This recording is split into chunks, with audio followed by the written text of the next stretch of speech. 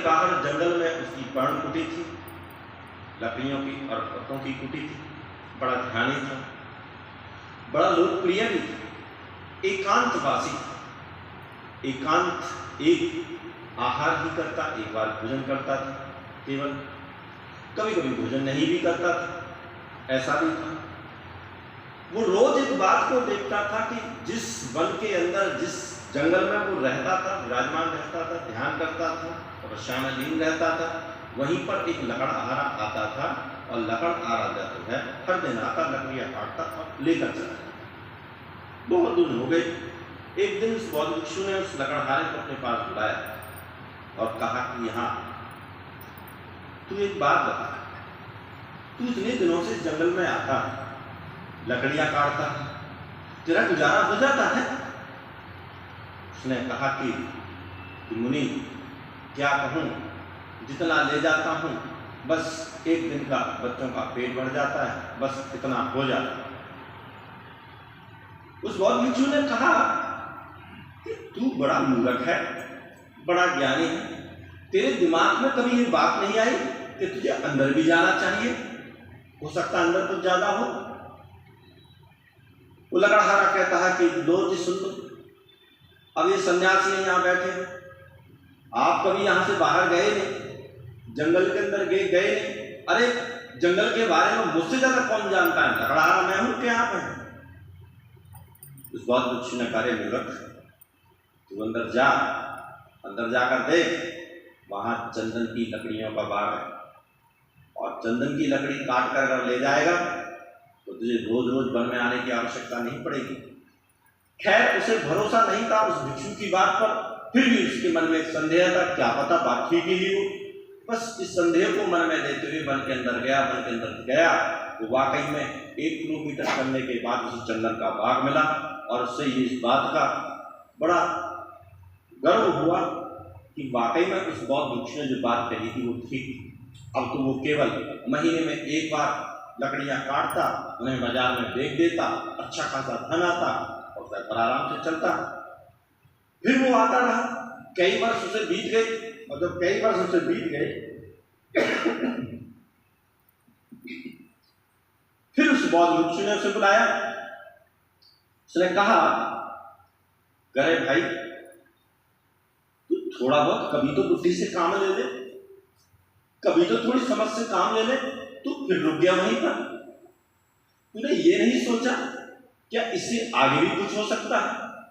तूने इससे आगे जाने के बारे में नहीं सोचा? अब उसे थोड़ा भरोसा था, अब यूं ही उसकी बातों को मजाक में लेने वाला नहीं था। तो उसने कहा कि मुनिवर, इससे आगे और क्या हो सकता है?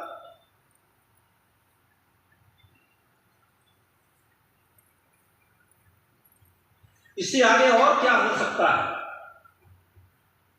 अब चंदन का बाग आ गया, और क्या हो सकता है?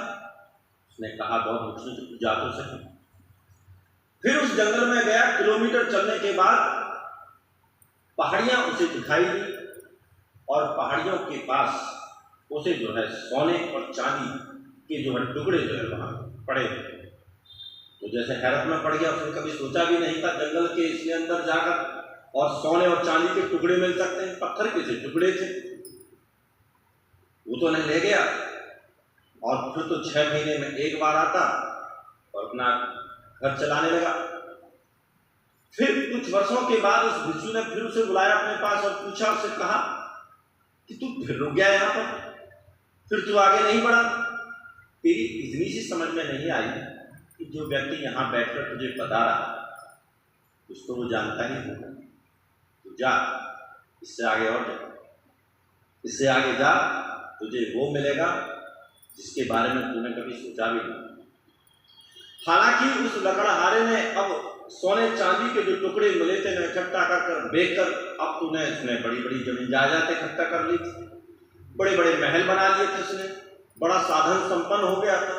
अब तो वो गाड़ी में आता था, बड़े जो है परिवार भी बड़ा खुशहाल हो गया था उसका।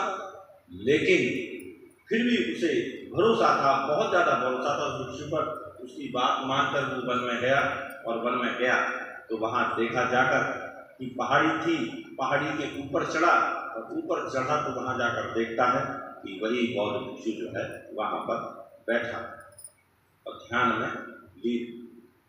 अब उसे अंदाजा नहीं था कि ये भिक्षु जो हर बार मुझे वहाँ बाहर मिलता था आज मुझे यहाँ बैठा मिला। वहाँ जाता है, अब तो श्रद्धा से भर जाता है, उसे नमन करता है, प्रणाम करता है और उससे पूछता है कि आप यहाँ कैसे, आप तो बन के बाहर मिलते थे। तो उस भिक्षु ने कहा, इसी को खोज कहते हैं, इसी को यात्रा कहते हैं। जीवन एक यात्रा की तरह, एक खोजी की तरह हमारा जीवन होना चाहिए और जो खोज करने के बाद जो हमें सुख मिले उसे हमें जीवन में अपना लेना चाहिए और इसी अपनाने के कारण ही हमारा जीवन, हमारे परिवार का जीवन बेहतर होता है। लेकिन हम एक जगह रुक जाएं, एक जगह थम जाएं तो फिर जैसे एक गड्ढे में पड़ा पड़ा शुद्ध पानी भी सड़ जाता है, ठीक उसी प्रकार से विद्वान व्यक्ति भी जब एक जगह रुक जाता है तो वह भी उसके अंदर से भी सड़ान आने लगती है और सड़ान का अर्थ होता है उसके अंदर अहंकार आने लगता है, उसके अंदर जो है अहम भाव, बड़ी बड़ी बातें करने लगता है, अपने आप को ऊंचा दिखाने की कोशिश करता है। वो सदैव जो है अपने बारे में ज़्यादा चर्चाएं करता है, कभी अपने धन की बात करता है, कभी अपने ऐश्वर्य की बात करता है, कभी अपनी पद प्रतिष्ठा की बात करता है, कभी किसी की बात करता, अपने बारे में जो उसकी प्रशंसा करता है ऐसे लोगों को अपने आसपास रखता है, जो उसकी निंदा करने वाले उनसे सदैव दूर रहता है, ऐसा उसका हाल होने लगता है।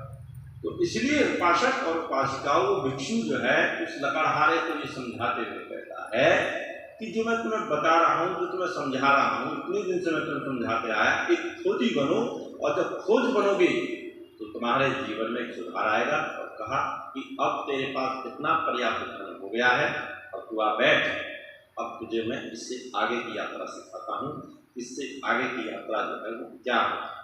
और वो बौद्ध भिक्षु से ध्यान करने की वो पद्धतियाँ सिखाता है जिन पद्धतियों के द्वारा स्वयं का बेहतर तरीके से सुधार हो। ठीक उसी प्रकार से हम